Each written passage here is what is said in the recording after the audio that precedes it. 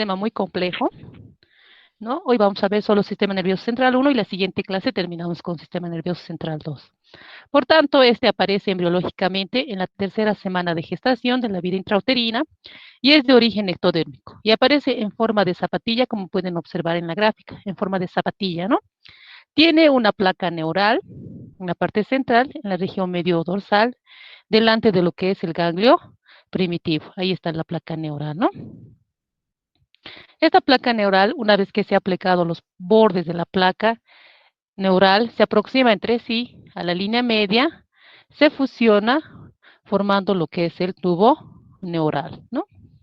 Entonces, el sistema nervioso embriológicamente aparece a la tercera semana de la vida intrauterina, empieza por la placa neural en forma lateral, se unen al medio y va a formar lo que es el tubo neural.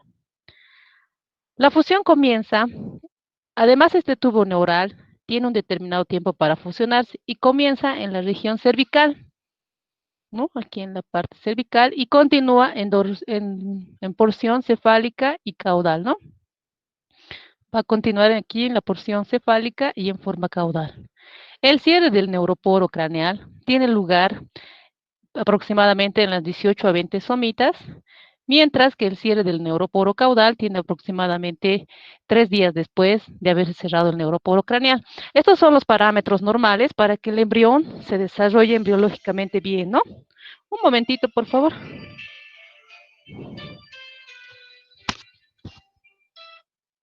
Hola, hijito. ¿No llega Juan? Ya te llamo de 10 minutos, ¿ya?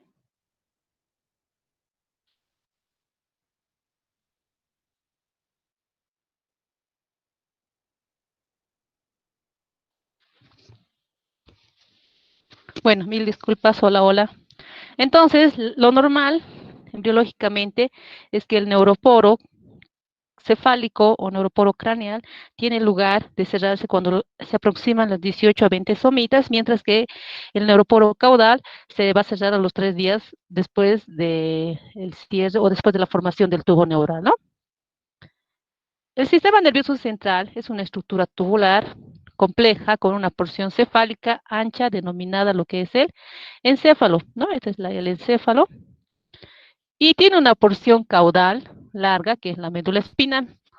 El extremo cefálico del tubo neuronal o neural presenta 3 dilataciones importantes o vesículas cerebrales primarias, que son el prosencéfalo o cerebro anterior, ¿no?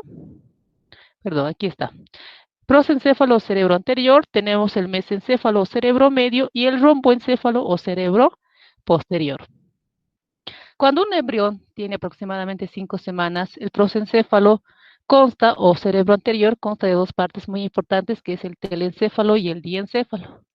En cambio, el mesencéfalo está separado por el romboencéfalo por un surco denominado istmo, aquí tenemos, ¿no? Istmo romboencefálico. Y este romboencéfalo, que es la última parte o cerebro posterior, consta de lo que es el metencéfalo y el mielencéfalo.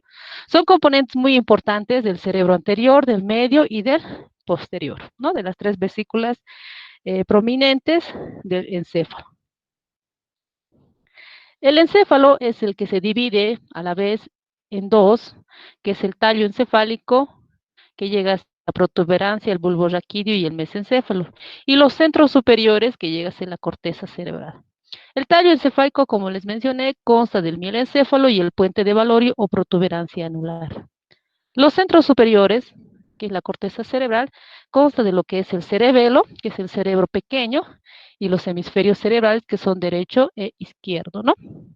El tallo encefálico es una continuación directa de la médula espinal y por tanto a cada lado de la línea media se encuentran placas que vamos a ver. Vamos a encontrar placa basal y las placas alares, que representan áreas motoras y sensitivas, ¿no?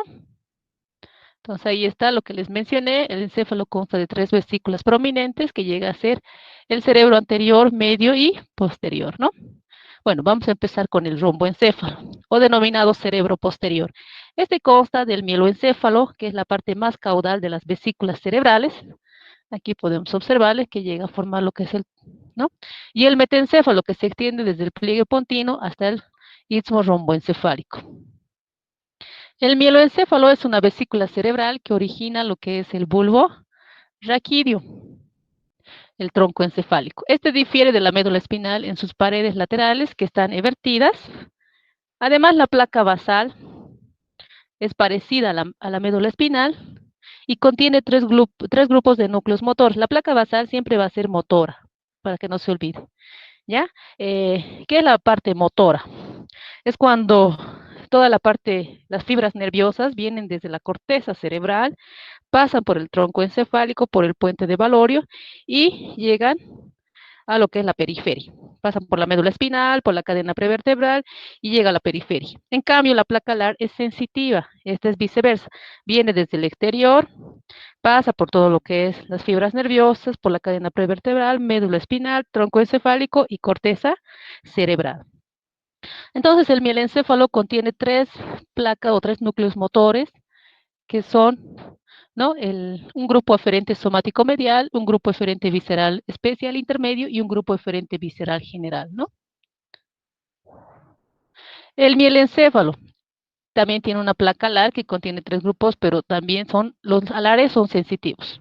Tenemos aquí un grupo eferente somático, aquí está, grupo eferente somático en la parte alar, grupo eferente visceral especial y el grupo eferente visceral general, ¿no? La placa del techo del mielencéfalo consta de una sola capa, que son las células ependimales cubiertas por el mesénquima vascular denominado pía madre, ¿no? El metencéfalo se caracteriza por la presencia también de placas basales y alares. Este metencéfalo consta de dos componentes muy importantes, que es el cerebelo y el puente de Valorio. El cerebelo, como les había mencionado, es un cerebro pequeño, tiene la forma de una mariposa, unida en su estructura en la parte media por la vermis, y es el centro que nos da coordinación de movimientos, posición y equilibrio en el ser humano, ¿no? Entonces, este tiene que formarse ya desde las 3 semanas de gestación de vida intrauterina. El puente de Valorio es la vía, el puente del tronco encefálico es la vía para las fibras nerviosas entre la médula espinal y la corteza cerebral, ¿no? El metencéfalo, como les mencionaba, tiene dos placas, una placa basal y una alar. La placa basal del metencéfalo consta de tres grupos, que son motores, que es el grupo eferente somático, ¿no? Aquí tenemos grupo eferente somático. Somático tenemos el grupo eferente visceral especial y el visceral general, ¿no? Ahí son motores. Y la placa marginal de las placas basales del metencéfalo se expande mientras crean un puente para las fibras nerviosas que conectan la corteza cerebral y la corteza cerebelosa con la médula espinal. En consecuencia, esta parte del metencéfalo se conoce como puente de Valorio, ¿no? Aquí está el labio rómbico, la placa basal, la placa alar y la unión de la placa del techo. Este metencéfalo, aparte de que tiene unas placas alares del metencéfalo que contiene tres grupos de núcleos sensitivos, la parte alar. Un grupo aferente somático lateral, un grupo aferente visceral especial y un grupo aferente visceral general. Como ustedes pueden diferenciar, la parte motora es eferente y la parte sensitiva es aferente, ¿no? Es una gran diferencia para que ustedes nunca se olviden. El cerebelo. Como les mencioné, el cerebro es un pequeño cerebro que tiene porciones dorsolaterales, tiene también sus placas alares, se curven en sentido medial y forman labios rómbicos, ¿no? En esta gráfica podemos ver cortes transversales del cerebelo que quedan comprimidos en dirección cefalocaudal y forman una placa cerebelosa, ¿no? Ahí está la corteza cerebelosa, la médula blanca, el núcleo dentado. Aparte del cerebelo, tiene su unidad funcional, que es la célula de Purkinje, tiene 4 núcleos, el núcleo dentado, el núcleo emboliforme, el fusiforme, ¿no? En el embrión, a las 12 semanas de gestación, esta placa presenta una pequeña porción en la línea media, no tengo en gráficas, que se denomina vermis y que le da la forma de mariposa, y dos porciones laterales que son los hemisferios cerebelosos. En el sexto mes de desarrollo, la capa granulosa externa comienza. Aquí vamos a ver las capas. La capa granulosa comienza a producir diversos tipos celulares que migran hacia las células de Purkinje en proceso de diferenciación y van a dar origen a las células de la granulosa, ¿no? En esta gráfica podemos observar mejor al cerebelo, ¿no? Ahí está la corteza cerebelosa, la médula espinal, el núcleo dentado. Aquí no podemos observar el núcleo emboliforme ni el fusiforme, ¿no? Bueno, el mesencéfalo o cerebro medio es muy diferente al metencéfalo, al mieloencéfalo, es mesencéfalo o cerebro medio. Este se encuentra ubicado en la base del cráneo y tiene la característica igual de tener una placa basal, contiene dos grupos de núcleos motores. La basal les dije que siempre es motora. Tiene un grupo eferente somático, ¿no? Y tiene un grupo eferente visceral general. Ahí está el eferente somático, que es agrandado, el más grande, y el eferente visceral general, ¿no? La placa marginal de cada placa se agranda y forma lo que es la porción anterior o pie peduncular. Las placas alares son sensitivas del mesencéfalo, van a formar lo que son los colículos anteriores y posteriores, como están como un estacionamiento de conexión entre lo que es el centro de reflejo visual y el auditivo. Por eso el cerebro, y aparte el mesencéfalo, es donde se encuentra la base del cráneo, la misma corteza cerebral, es muy compleja, pero es muy bonita porque tenemos lo que es la parte motora, sensitiva, el área de Broca, el área de Wernicke, que son áreas, el área de reflejo visual, el área de auditiva, que son áreas muy importantes para que una persona pueda razonar, pensar y poder expresar todo lo que siente, ¿no? El prosencéfalo o cerebro anterior, este consta de un telencéfalo y un diencéfalo, ¿no? El telencéfalo va a formar los hemisferios cerebrales derechos e izquierdos, que están separados por el cuerpo calloso. En cambio, el diencéfalo forma la copa del tallo óptico. Aquí vamos a observar el hipocampo, el plexo coroideo, ¿no? Aquí podemos ver el hipotálamo, lo que es el quiasma óptico, los agujeros de Monro, los hemisferios cerebrales formados por lo que es el telencéfalo. Y toda esta parte es la placa del techo del diencéfalo que va a formar el tallo óptico. Aquí está el quiasma óptico, la hipófisis, ¿no? Esta es la hipófisis, la entrada de aquí, el hipotálamo y la epífisis, ¿no? La glándula pineal. El diencéfalo se forma a partir de la línea media del prosencéfalo y consta de una placa de techo y dos placas alares, pero carece de una placa del suelo y una placa basal. Además, este diencéfalo en la placa del techo está formada por células ependimarias cubiertas por el mesenquima vascular y forma lo que es el plexo coroideo, que es el que produce el líquido cefalorraquídeo. Entonces, el diencéfalo va a formar lo que es el quiasma óptico, el hipotálamo, la epífisis, ¿no? Y una estructura muy importante es que vamos a encontrar en ella las células ependimarias, que son las que producen o forman el plexo coroideo, que es el que produce el líquido cefalorraquídeo. ¿Qué es el líquido cefalorraquídeo? Es un líquido que se produce en el plexo coroideo y que circula por los ventrículos laterales, por el acueducto de Silvio, ¿no? Por las membranas aracnoideas, por el espacio subaracnoideo y llega hasta la médula espinal, ¿no? Este líquido ayuda a proteger, a nutrir y a amortiguar los golpes en el niño cuando empieza a caminar, ¿no? La parte más caudal de la glándula pineal o epífisis es una glándula, aquí podemos observar la glándula pineal, la epífisis, aquí, ¿no? La epífisis es una glándula que participa en la modulación de los patrones del sueño y esta glándula sirve como referencia en las radiografías de cráneo, ¿no? Para una buena toma de muestra. Entonces, el diencéfalo consta de una fina placa de techo y una capa o una gruesa placa alar que forma lo que es el tálamo y el hipotálamo. Aquí tenemos, ¿no? El hipotálamo y el tálamo.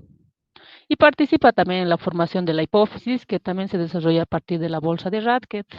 La hipófisis viene a ser un infundíbulo de lo que es el hipotálamo, que tiene la característica de tener una adenohipófisis y neurohipófisis. La adenohipófisis va a secretar hormonas que ayudan a controlar a nuestros órganos, ¿no? Bueno, que crece en el infundíbulo y esta bolsa forma la adenohipófisis, el lóbulo intermedio, y el diencéfalo, el lóbulo posterior, ¿no? Que es la neurohipófisis, que también secreta hormonas, la vasopresina y la oxitocina, que contienen neuroglias y fibras nerviosas del hipotálamo. El telencéfalo es la parte más rostral de las vesículas cerebrales y consta de dos prominencias laterales. los hemisferios cerebrales y una parte media que son los ventrículos laterales que comunican con la luz del diencéfalo a través de los agujeros interventriculares de Monro. Estos hemisferios cerebrales son divididos por el cuerpo calloso, son dos, derecho e izquierdo, y se originan en el comienzo de la quinta semana, como evaginación bilateral de la pared lateral del prosencéfalo. A mitad del segundo mes de la vida intrauterina, la parte basal de los hemisferios empieza a crecer. Como pueden observar aquí en la gráfica, empieza a crecer y se protruye en la luz del ventrículo lateral en el suelo del agujero de Monro, ¿no? Ahí está el agujero de Monro. Y el crecimiento de esta forma hace que se pueda presentar el lóbulo frontal, el temporal, occipital, ¿no? El telencéfalo tiene un sistema ventricular que contiene o donde circula el líquido cefalorraquídeo, que se extiende desde la médula espinal hasta el cuarto ventrículo del romboencéfalo, a través del estrecho conducto en el mesencéfalo hasta el tercer ventrículo, ¿no? Mediante los agujeros de Monro, este sistema ventricular se expande en los hemisferios cerebrales y el bloqueo del líquido cefalorraquídeo puede ser causa de una hidrocefalia, ¿no? Entonces es muy importante que este líquido cefalorraquídeo ya en la vida intrauterina circula por el sistema ventricular, circula ya por lo que es el cuarto ventrículo y se llega a extender hasta lo que es la médula espinal, ¿no? ¿Qué es el líquido cefalorraquídeo? Como les dije, es un líquido secretado por los plexos coroideos en los ventrículos cerebrales. Este líquido cefalorraquídeo se absorbe en el sistema venoso desde el espacio subaracnoideo a través de las granulaciones aracnoideas, en especial las que se proyectan en el seno sagital superior. Su función importante es amortiguar el encéfalo y le da sustentación para que su peso no comprima los pares craneales contra el interior del cráneo, ¿no? La corteza cerebral tiene la característica de tener un cuerpo estriado, que es el cuerpo calloso, que forma parte de los hemisferios y se divide en dos, bueno, y divide en dos, ¿no? En un núcleo caudado y en un núcleo lentiforme. Este desarrollo de la corteza cerebral es a partir del paleopalio o arqueopalio, justo lateral al cuerpo estriado del neopalio. Entre el hipocampo y el paleopalio, la corteza motora tiene un gran número de células piramidales y en las áreas sensitivas se destacan las células granulares, ¿no? Bueno, vamos a ver consideraciones clínicas. ¿Hay una pregunta hasta aquí? No, ¿no? No, doctora. Ya, muy bien. Las consideraciones clínicas son malformaciones congénitas que son producidas, y ustedes van a ver en todo el transcurso que terminemos en embriología, la mayoría de los órganos se forman y se desarrollan hasta las 12 semanas de gestación. Es importante que una mujer embarazada cuide ese tiempo, ese lapso, al embrión de contraer medicamentos teratogénicos, droga, alcohol, como etcétera, ¿no?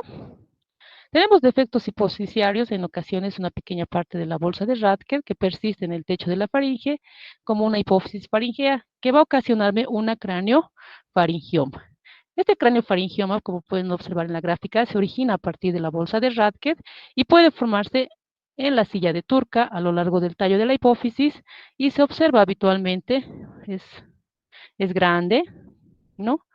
Y puede causar lo que es la hidrocefalía o el hidrocéfalo y la alteración de lo que es la hipófisis nos va a ocasionar diabetes insípida, retraso de crecimiento, ¿no? Porque ahí está la glándula de la hipófisis y como les dije, la hipófisis se caracteriza por tener una adenohipófisis y una neurohipófisis que secreta hormonas, ¿no?